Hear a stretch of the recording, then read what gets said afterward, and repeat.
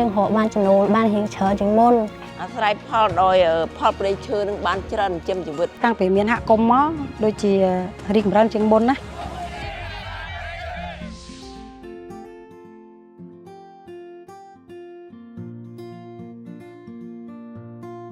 ประเทศกัมพูชี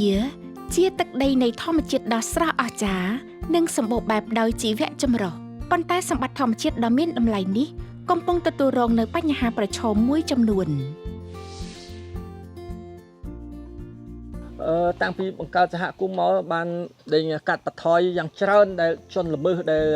នៅក្នុងដែនសហគមន៍បំផ្លិចបំផ្លាញនៅធនធានធម្មជាតិនេះធ្វើឲ្យជីវៈចម្រុះកើនឡើងហើយឥឡូវយើងបង្កើតជាអេកូទេសចរ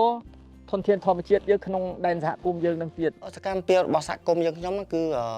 ផ្សព្វផ្សាយនិងល្បាតដែលជួបយើងគឺចាប់ហើយបើឧបករណ៍បាត់ល្មើសតូចតាចយើងអាចបំផ្លាញនៅទីនេះក៏ដូចជាណែនាំគាត់ផ្សេងទៀតដើម្បីឲ្យគាត់កុំឲ្យមកដាក់នៅទីនេះទៀតអញ្ចឹងជួយយើងនៅថ្ងៃមុខហើយតាមខ្យល់យើងក៏រកបានប្រាក់ចំណូលយើងក៏រកបានអញ្ចឹងណាគម្រោង LTC បានជំរុញឲ្យមានការចូលរួមនិងពង្រឹងសិទ្ធិគ្រប់គ្រងដល់ប្រជាសហគមន៍ក្នុងការចូលរួមយ៉ាងសកម្មនិងលើកកម្ពស់ការយល់ដឹងយុវជនបន្ថែមពីការការពារបេតិកភណ្ឌធម្មជាតិពីមុនមកគឺយើងពិបាកដល់ពេលបានអង្គការមកដកជួយចំណេះដឹងចេះចឹងយើងគ្រាន់បានទូធាជាងមុនគាត់មានការយល់ដឹងយ៉ាងច្រើនអញ្ចឹងគាត់កាត់បន្ថយពីកាប់បំផ្លាញព្រៃឈើមកធ្វើសិប្បកម្មនៅក្នុងភូមិនឹងវិញពីមុនមកគាត់បើសិនតែអត់មានអង្គការដៃគូជួយទ្រាំទ្រ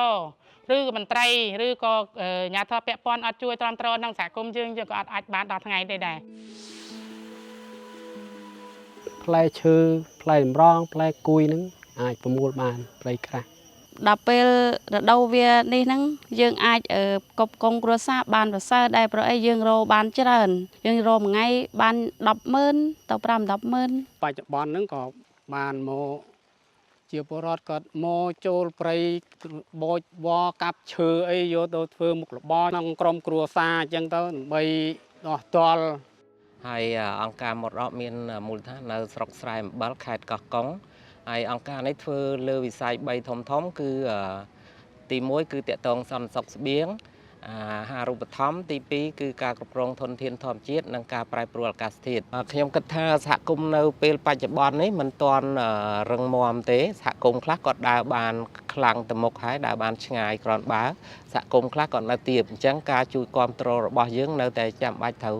មានប្រភពថវិកាផ្សេងម្ចាស់ជំនួយផ្សេងមកជួយគាំទ្រអង្គការមរតកជាអង្គការមួយដែលទទួលបានជំនួយពីគម្រោងក្នុងចំណោមអង្គការដៃគូទាំង5បាទអង្គការដៃគូទាំង5នោះគាត់បានធ្វើសកម្មភាពអនុវត្តគម្រោង LTC ដូចជានៅខេត្តមណ្ឌលគិរី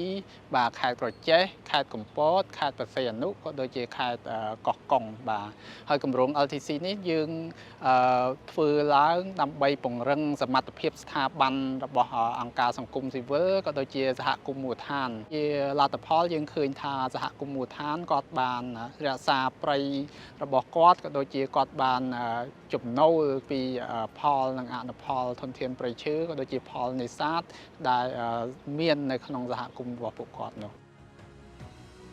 តាមរយៈគម្រោងគាំទ្រជាមួយដៃគូក្នុងការចូលរួមពីសហគមន៍មិនគ្រាន់តែជួយថែរក្សាដីព្រៃប៉ុណ្ណោះទេតែថែមទាំងជួយរក្សាទុកនៅព្រៃជាគុណប្រយោជន៍សម្រាប់ក្មេងជំនាន់ក្រោយផងដែរ